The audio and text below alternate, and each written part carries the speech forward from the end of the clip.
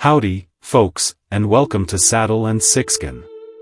If you're anything like me, you appreciate a good story with a little grit and heart. A story that reminds us of simpler times, maybe even times we've lived through ourselves, right?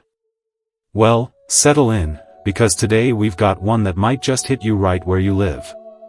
A tale of the Old West, hardship, and unexpected kindness. So, pull up a chair, pour yourself a cup of coffee, and let's get started. And hey, before we get too deep into it, if you enjoy what you hear today, why not give that like button a tap? And even better, consider subscribing to Saddle and Sixskin. We're fixin' to bring you plenty more stories just like this, ones that'll have you hooked from beginning to end. Are you ready? The story begins on a cold, gray morning. The hearth was cold as could be, its stones the color of that dawn sky you'd see past frosted over windows. A woman, she was kneeling right there on the warped pine floorboards, skirts pulled all around her knees, sweeping through what was left of last night's ashes. She was doing it with the kind of care you only see in someone who's learned to move quiet like through their own life, you know? Now, what do you think she was doing? Why was she so meticulous with the ashes of a fireplace? That little cabin, it smelled like smoke, kind of faint. And something else, a smell that was sharper, like winter itself bit in, at the inside of your nose. Outside, the snow was laying heavy, like a blanket over the whole world, muffling every single sound. Even the creek that ran beyond the ridge, it was moving, slow, sealed up in ice. She pushed that broom nice and gentle, watching those pale clouds of soot rise up, and all she was thinking about was how that fire had burned down too low. You ever been there? When you feel responsible for keeping the warmth alive? It's a feeling that hits you right in the core, wouldn't you say? And again, while we're here, if you're enjoying this story, why not give us a like? And remember to subscribe to Saddle and Sixskin, so that way you won't be missing any more videos like this one. What do you all think of this story so far? Her hands, they were rough. The skin was split near her knuckles, you could tell she worked hard. But there was a gentleness in how she went about it, like she was scared of disturbing something sacred. She'd been living there alone since the fever took her husband last spring. Left her with a house that was way too big, and a silence that was way too loud. The neighbors? Well, they thought she was cold, said that grief had hollowed her right out. But she knew better, didn't she? Grief changes you, that's for sure, but it doesn't always make you hard. It just digs deep. So the neighbors think she's cold and grief-stricken, wouldn't that affect how they interact with her? Grief hadn't made her hard, no sir. It had made her soft in places that ached, soft like a wound that just wouldn't ever close up all the way. Then she paused, her broom hitting something that didn't sound like wood at all. A dull thud, kind of muffled, but you could hear it plain. She frowned, set the broom aside, and reached right into that warm gray powder. Her fingers, they closed around something yielding, wrapped up in cloth that felt damp. What do you think it is? Well, if you're wanting to know, you should like the video now and subscribe to Saddle and Sixskin. For a heartbeat, she figured it was just a bundle of rags, something the fire hadn't got around to consuming. Then that bundle moved, and her breath caught so hard it hurt. She drew it out real careful, ash fallen in drifts all around her boots. The cloth, it was scorched, but it was still intact. And inside? Inside was a baby. Skin was all streaked black with soot, its tiny chest fluttering in shallow, ragged breaths. Now how do you think she felt in that moment? Have you ever experienced something like that? I know a lot of you are thinking she should have run for the hills, but she didn't. It didn't cry, no. Just made this thin, bird-like whimper that tore right through the stillness of that cabin. For a moment, she just couldn't move. Her mind, it went blank, white and empty as that snow outside. But she knew what it meant for a child to be left like that, didn't she? The stories whispered at the mercantile, about shame, about babies buried in secret. Are you familiar with that sort of situation, those kinds of stories? Her heart was pounding so hard she was scared she might drop it. She laid that infant on the quilt by the hearth and ran for water. The pail, it shook in her hands as she set it by the fire, like her whole body was made of nerves and strings. That baby was so light when she unwrapped it, so still, she was scared she was too late. But it stirred again, turning its head towards the faint warmth of that hearth, like it still wanted to live. And that feeling right there is powerful. It can change you. Her mind, it split right in two. First voice telling her to wrap it back up, take it to Widow Hartley, let somebody else decide its fate. But that second voice, it was quieter, but steadier. Whispering that nobody else was gonna fight for it. She hadn't fought hard enough for the baby she lost the winter before, the one who never even drew a breath. Would you agree that a mother should always fight for her kids? She wasn't gonna make that mistake again, no sir. But she was just one woman, with not much food and even less company. She couldn't nurse it. She couldn't keep it alive all alone. And she thought of the only person near enough to help, even though he was hardly the kind you'd seek out for comfort. The mountain man, beyond the ridge. He was talked about in half-sentences in town, like saying, too much about him might bring him down from them hills. So, what is she going to do? Some said he'd killed a man, years back. Others said the war had ruined him, left him half wild. They all agreed he preferred his own company, lived among traps and pelts and ghosts. She'd only seen him once, tall figure crossing the creek at dusk, shoulders bent beneath a pack, face hidden by the brim of snow and shadow. Her heart thudded as she wrapped that baby against her chest in her own shawl. What are your thoughts about the mountain man? He seems pretty mysterious, doesn't he? The wind, it bit her cheeks as she stepped outside, but she didn't stop. Snow was deep enough to swallow her boots, and every step felt like a question she just couldn't answer. Branches hung low under the ice, brushing against her hair like cold fingers. That ridge loomed darker with every step, and the world grew stiller, like even the crows were watching. You ever feel like that, like the whole world is watching you and judging? She found his cabin, tucked right up against a stand of black pines, smoke rising from the chimney in a single, straight line. Her breath clouded as she stood at that door, hand hovering before she knocked. She heard movement inside, scrape of a chair, low growl of a dog, then that door opened. He filled that frame, broad-shouldered, wearing a coat patched with fur. The man is very stoic, wouldn't you agree? His beard was dark, face winded, eyes the color of river ice. He didn't speak right away, just looked at her, then at that bundle in her arms. Dog stood behind him, tail still, ears sharp. Words tangled in her throat before they came out, thin and unsteady. "There's a baby," she said, barely above a whisper. "I found it in my hearth." What a nerve-wracking situation. Do you think the mountain man will help her? Now is a good time to like this video and subscribe to Saddle and Sixskin. Something flickered across his face. Shock, maybe, or something he kept buried way too deep to show. He stepped aside, motioning her in without a word. That cabin smelled of pine sap and smoke, and the heat hit her like a wall.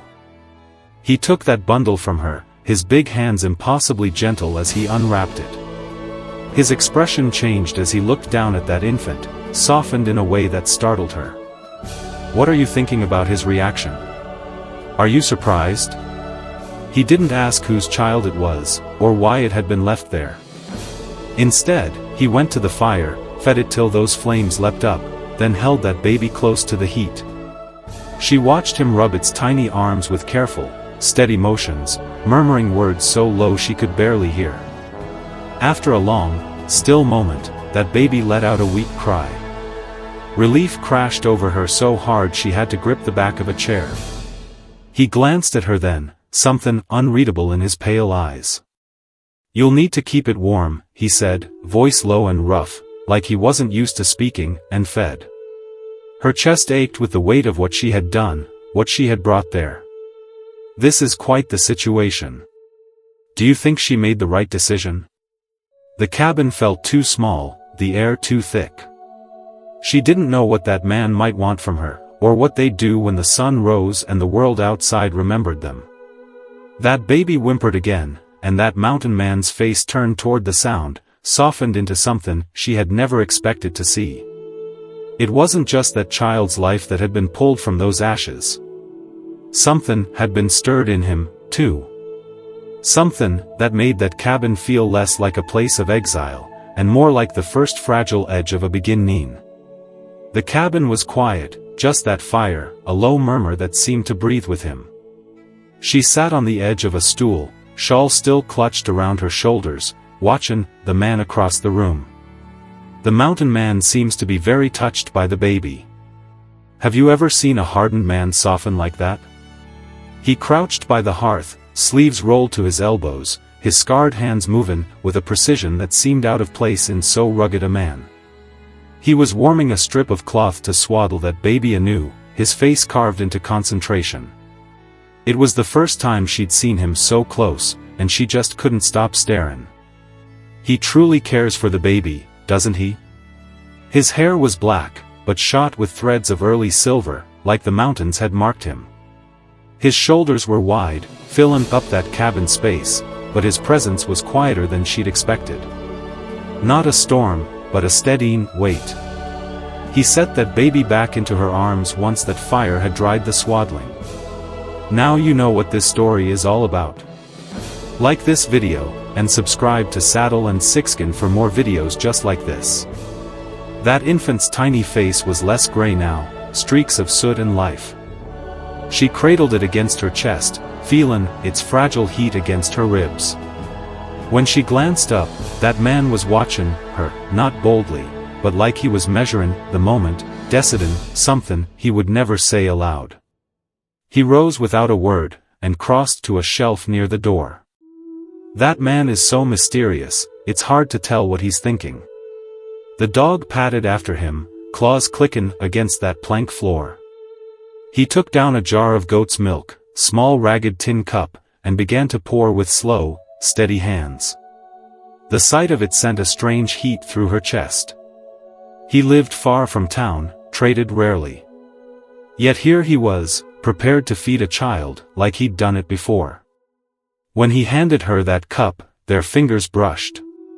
It was accidental, but it startled her more than that cold air had outside.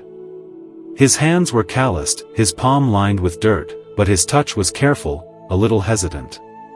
She tipped that milk against that baby's lips, praying, silent, that it would drink. After a few seconds of stillness, that child began to suck weakly, and she let out a shuddering breath. This is quite a moment. She is starting to rely on him. That man turned back to the fire and threw on another log, filling that cabin with a wash of orange light.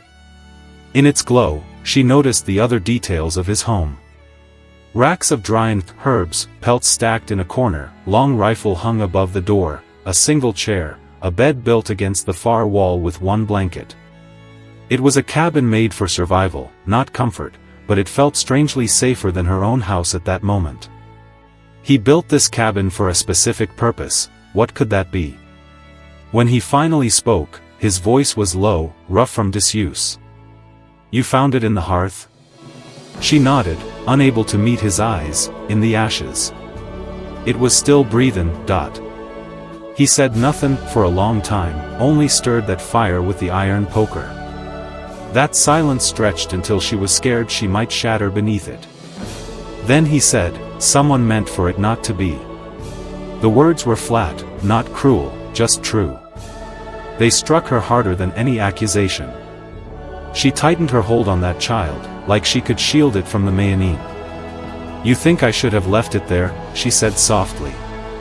He turned his head and his eyes caught the light. No, it was only one word, but it landed like a stone dropped in a still pond. You know what? The way you are reading is getting better. Go ahead and subscribe to Saddle and Sixskin. The ripples of it moved through her chest, loosening something knotted there. He hadn't questioned why she came, hadn't asked what she planned to do with that baby. He'd simply taken it from her arms and kept it alive. She should have thanked him. Instead, she found herself studying him with new unease. He was a stranger, a man who lived on the edge of the world, who frightened most folks in town. Are you liking the pace of the story? And yet she felt no fear now, only a deep, quiet tremor that had nothing to do with cold. That dog settled near her feet, a black shape stretched across the floor. That baby slept against her shoulder, its breath no louder than the crackle of the fire. She was aware of every sound, the wind outside, the wood sighing as it burned, that man's slow steps as he moved through that cabin. He wasn't restless. He simply carried the air of someone who had lived too long with his own silence. After a time, he crouched near that fire again, resting his forearms on his knees. "I had a child once," he said almost absently, like he was talking to the flames. "Didn't live." Her breath caught. She didn't ask questions. Now, can you see why he is so drawn to the child? She could hear the weight of all that lay unsaid. He reached out and adjusted that log with one finger. His hands were large enough to break a man's jaw, yet he touched that wood as if it were fragile. The sight of it made her throat ache. When that baby stirred, he looked over his shoulder. "You'll have trouble," he said. "Whoever left it might not want it found." She thought of Widow Hartley, who'd spread the story before sundown if she knew. Of that sheriff's deputy, who always looked at her too long, too curious. Of that rancher's wife, rumored to be heavy with a child nobody had seen. What could the baby mean for that rancher and his wife? "Trouble was comin'," she said. "I can't take it back," she said quietly. He nodded once, as though that was what he had expected her to say. "Then you'll need help." It was the closest thing to a promise she could imagine from him. She sat there long after the fire burned low, her eyes on the man who kept feeding it, as though determined not to let those flames die. What kind of help will he be able to provide? Let me know what you think in the comments below. That cabin no longer felt like a place she had trespassed into. It felt like a place where something had begun. When she finally rose to leave, that baby swaddled close, that man followed her to the door. That wind cut through her shawl, sharp as a blade. That night was darker than she remembered. That ridge, a black silhouette against the stars. He stood there a moment, silent, then said, "I'll come by at first light. Bring more milk." She nodded, not trusting her voice, and turned toward the path. Snow crunched under her boots, the cold bit in through her bones. She looked back once and saw him still standing there, a shadow against that firelight behind him. The dog sat at his side, watchful. As she reached the edge of those trees, she thought she heard the faint sound of that baby crying again, as though it, too, knew the night was far from finished. Snow still gripped them hills, but them days stretched longer, pale light lingering past supper time.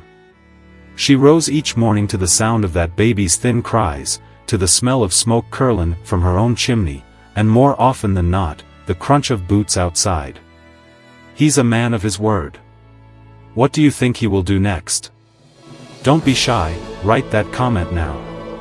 And remember that, if you like this video, and subscribe to Saddle and Sixskin.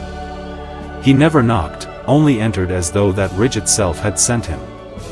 At first, she bristled at it, clutching her shawl tighter. But soon, she found herself listening for that sound, marking them hours by the rhythm of his visits. He always brought something, goat's milk, a bundle of wood, dried strips of venison. Sometimes he left them by that door without a word. Sometimes he stayed, crouched near that hearth while she fed that child, his presence as solid as them logs stacked by that wall. He didn't speak much, but she found comfort in them silences, the way they filled that cabin without pressing on her. One morning, he found her in tears, not from sorrow, but from exhaustion. That baby had fussed half the night, its face red, small fists beating the air. She'd paced that floor until her legs trembled, whisperin' prayers under her breath, wonderin' whether this was the day the fragile thread of life might snap. When he came in, she was sittin' on that floor back against the wall, clutchin' that child to her breast and shakin'. He said nothin', only took that baby from her arms and wrapped it in his coat. He stood swayin' gently, humming low in his throat. She hadn't known such a sound could come from him, soft and almost tuneless. But it worked. That baby quieted, its breath evening out until its eyelids drooped. She closed her own eyes, let her head rest against that wall, and for the first time since that morning by them ashes, she slept. He seems to really care about her. It's a start of a great relationship, don't you think? When she woke, he was still there, sittin' cross-legged on that floor with that child sleepin' against his chest. His back leaned against a stool, as though he had been watchin' over them both. Somethin' in her shifted then, subtle as snow slidin' from a branch. She no longer saw him only as that man beyond the ridge. He was a presence stitched into the fabric of her days. He could be a new beginning for her, what do you all think? As them weeks passed, that world outside changed by slow degrees. That snow crusted, then melted, leavin' that air smellin' of wet earth and pine sap. On them rare trips she made into town for flour or kerosene, she felt the weight of eyes on her. Widow Hartley, standin' in that mercantile doorway, clucked her tongue and whispered to the woman beside her. A ranch hand tipped his hat. Too politely, asked questions that felt like traps. She kept her chin high, but inside she quaked.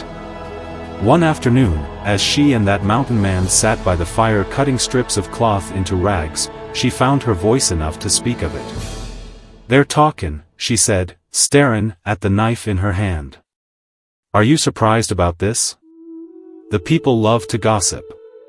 They think I brought shame on myself." He didn't look up from that cloth. "Let them talk. It isn't so easy," she said. Now he did look at her, eyes pale as the wind ice. "You kept a child alive that someone meant to bury. There's no shame in that." The words sank into her like warm water into frozen soil. She felt something uncoil in her chest, a quiet defiance she hadn't dared to hold before. Later that night, she found herself Logan quietly, almost against her will, when that baby managed to grip a strand of her hair and wouldn't let go. That sound startled her as much as it startled him. He looked up from where he sat mending a trap, one dark brow raised, and she saw the ghost of smile touch his mouth. It was gone in an instant, but it left a trace behind, like the first sign of spring. Some evenings they shared stories in the glow of that fire. She spoke of her father's farm, of chasin' fireflies with her sisters on hot July nights. He spoke less often, but when he did, his voice was a rough stone turned over carefully. Once he told her about the first time he saw them Rockies, the way they looked like teeth bit in the sky. Another night, he spoke of the grave he had dug himself one bitter January morning, how that earth had been so hard it took him all day. She didn't ask whose grave it had been. She only sat nearer, her knee brushing his. As winter weakened, so did that barrier she had built around herself. She found herself noticing the shape of his hands, the way his hair curled damp at the nape of his neck after he came in from the snow. And just before we proceed, I'd like to ask you to like this video now and subscribe to Saddle and Sixskin. There was nothing hurried in these thoughts, only a quiet awareness that grew like green shoots beneath that ice. That child grew stronger, too, its cries louder, its little legs kicking against them blankets. Once, when it laughed, a clear bell-like sound, she looked up to find him staring at that baby with a look that was almost wonder. The sight struck her like a blow. She realized then that he was changing, too, the wind, in ways neither of them spoke of. Still, shadows lingered at the edge of their small peace. One evening, she noticed a ribbon sewn into that baby's blanket, fine satin dyed deep blue, the kind of cloth no poor family in town could afford. A memory stirred of that rancher's wife, pale and tight-lipped, who hadn't been seen in months, though rumors claimed she had gone into confinement. She showed him that ribbon after supper. His face darkened as he turned it over in his hands. "Someone's gonna come lookin'," he said. Her stomach turned to ice. "What are your thoughts of this story so far?" She knew he was right. She could already feel them eyes in town growing sharper each time she passed through. "What will we do?" she whispered. He looked toward that fire, its light carving deep lines in his face. "We keep it safe," he said simply. "The mountain man is determined to protect the baby. What do you all think? Write that in the comments below." It should have reassured her, but instead it left her heart pounding, as though that wind outside had shifted and carried the scent of a storm yet unseen. That night she dreamed of hoof-beats thundering down that valley, of strangers at her door. When she woke, that baby was crying and that wind was rising, rattling them shutters as though warning of what was coming. That sky was the color of iron that morning, that air sharp with the promise of snow. She was tending that fire when she heard that sound. Hooves pounding against that frozen earth, growing closer. That baby stirred, sensing her fear before she even rose. She pulled her shawl tight, heart thudding as she stepped onto that porch. 3 riders came into view, dark shapes against that white valley, their coats snapping in that wind. The man from that ridge stood already waiting near that fence, rifle in hand, but pointed at the ground. His stance was steady, as if he'd been expecting this moment for weeks. "The mountain man is prepared. What do you think he's going to do?" The lead rider reined in hard, snow spraying up from them hooves. It was that rancher's foreman, his face ruddy with cold and anger. "We've come for what's ours," he said, his voice cutting through that still air. "You've got something belongs to the big house." Her throat closed. That baby whimpered inside. She felt the weight of every eye on her. That whole winter tightening into this one fragile moment. That mountain man stepped forward then, placing himself between her cabin and them riders. "This child was left to die," he said, voice calm, but iron under them words. "The mountain man is calm and collected. Who do you think will win? It belongs to whoever kept it alive." That foreman spat into that snow. "You don't understand. That thing was a shame on that rancher's name. It wasn't meant to live." Her knees nearly buckled. The thought of putting that child back into the hands that had condemned it burned her like a brand. The man beside her said nothing, but his hand slid along the barrel of that rifle. A quiet warning. "Take your men and ride," he said. That foreman's jaw worked, but he didn't move. That tension was a wire strung so tight she feared it would snap. Then one of them younger riders shifted uneasily, glancing at that sky where gray clouds gathered fast. "We ought to go," he muttered. "There's weather comin', Dot." That foreman cursed under his breath, yanked his reins, and wheeled his horse. "Well, be back," he threw over his shoulder. "This ain't finished." They rode off, leaving churned snow and silence behind them. She realized she had been holding her breath and let it go in a shudder. That mountain man lowered that rifle and looked toward the horizon where that storm was rising. It's still uncertain as to what happens next. Have you subscribed to Saddle and Sixkin yet? Don't worry, I'll be here when you're done. Best get inside, he said. By nightfall, that blizzard had swallowed that valley. Wind howled against them shutters. Snow forced its way through every crack. Inside that cabin glowed with firelight, its warmth an island in a world gone white. She and he worked together without speaking, bringing in wood, setting water to boil, wrapping that baby in every blanket they owned. When at last there was nothing more to do, they sat near that hearth, shoulders almost touching. That fire threw their shadows against them walls, long and wavering. That storm screamed outside like something alive, but inside there was only the hiss of them flames and the small sound of that baby's breathing. She stared into that fire until her vision blurred. I'm afraid, she said softly. Not of them. Of losing it, of losin' this? He turned his head. That firelight caught his face, softened them hard lines. You've been carryin' it alone, he said. You don't have to anymore. Something inside her cracked then, like river ice given way. She told him about that child she had buried last winter. How she had stood alone at a grave so small it felt like the earth itself was mocking her. Her voice shook, but he didn't look away. When she was done, he reached across the space between them and laid his hand over hers. It wasn't a grand gesture, just the steady weight of another soul anchoring her in place. I know what it is to bury what you love, he said quietly. I've been living like a ghost since that day. Tears spilled hot down her cheeks, but they didn't sting. They felt like thaw. For a long time, they sat there, hands joined, listening to that storm batter against that cabin. Near midnight, that wind dropped. The silence that followed was so deep it seemed the whole world was holding its breath. They are starting to connect, don't you all think? And remember, if you like what you are seeing, subscribe to Saddle and Sixskin. She rose to check them shutters and saw that them drifts had risen almost to them window sills. Nobody would be comin' tonight. No horse could push through that sea of snow. They were safe for now. She turned back toward him, that baby sleepin' in the crook of his arm. He looked different in that moment, softer, younger, as though that weight he carried had shifted. That fire painted him in gold, and for the first time, she could picture what it might mean to let him stay, not just through that storm, but through whatever came after. A sudden crack echoed through that night, a tree split tin, somewhere up that ridge. It sounded like a gunshot.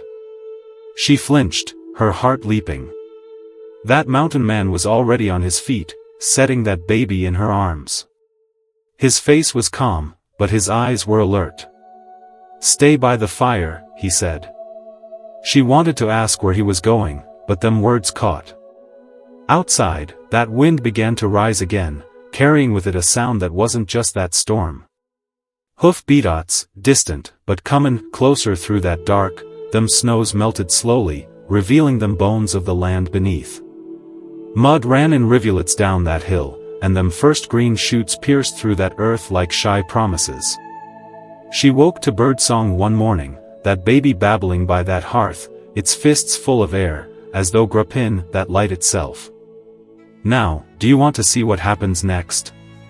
Like this video and subscribe to Saddle and Sixskin. That cabin smelled of damp pine and smoke, but it no longer smelled lonely. He came at dawn as he often did, but there was something different in his step, lighter somehow, as though that winter had lifted from his shoulders, too. He brought seeds wrapped in paper, a gift that surprised her more than any words might have. You'll need them, he said. This ground's ready for new things.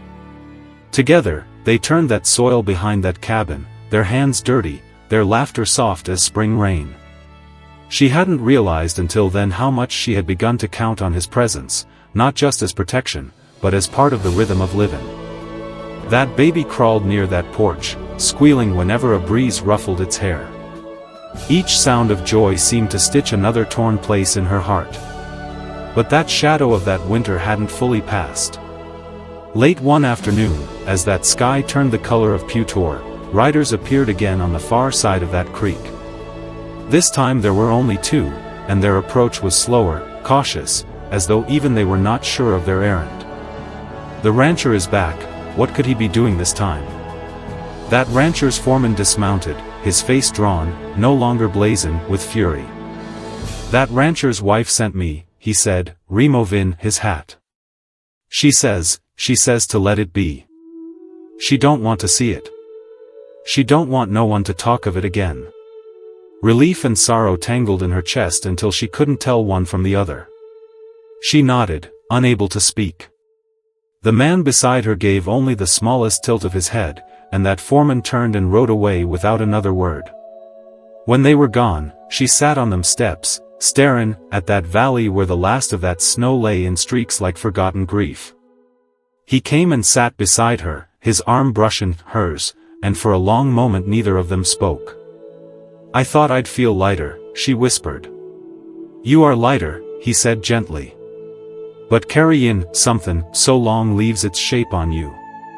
She looked at him, then truly looked, and saw how the months had carved new lines in his face, softened others. She saw not that trapper of whispers, nor that man she had once feared, but someone who had chosen to stand with her when that world pressed hard.